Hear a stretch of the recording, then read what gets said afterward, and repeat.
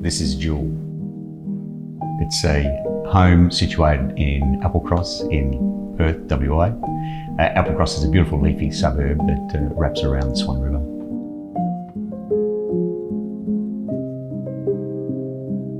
He's my nephew, he's my sister's son, he's my son as well.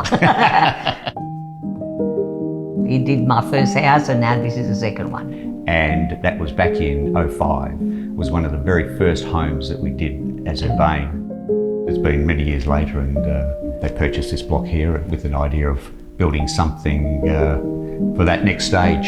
A lot smaller because we're getting old. This home, it was a little bit different to the last home. We have a narrower site.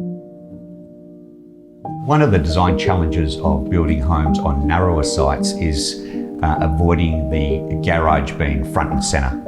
And what we did in this instance was we disguised the garage door with this beautiful warm timber, and it wraps around the bottom facade of the home and then down, and it creates that entrance.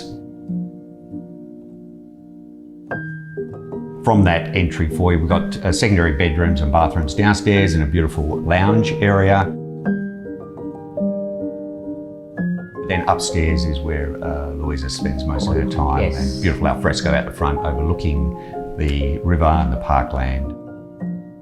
For most families, but even more so for the Europeans, I mean, the kitchen is the heart where you're preparing meals and you always want to feed your family.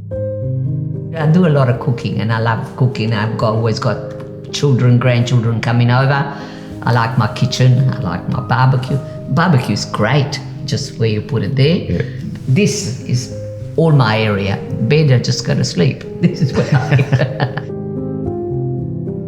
We needed to make sure that that kitchen had ample space, great cooking facilities, a really beautiful scullery still, took advantage of the view, but also then led out to the barbecuing zone as well. And we were able to link that, shield the barbecue from the weather, but link that to the alfresco area as well.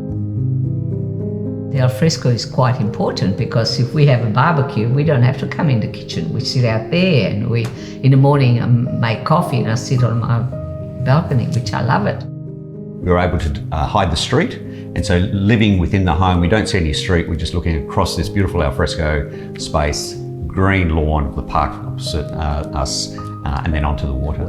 So it's like you're on your own. Whenever we're designing for a home for someone elderly, we need to consider accessibility.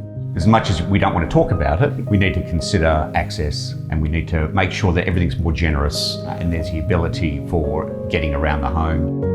We don't want to be making that a highlight of the space. Yeah. So we walk into this home now and we can see everything's really generous and the bathroom's really generous and it's very grand, and we've still got plenty of light coming in. It's still very contemporary with that classic twist to it, but it's very useful and considered.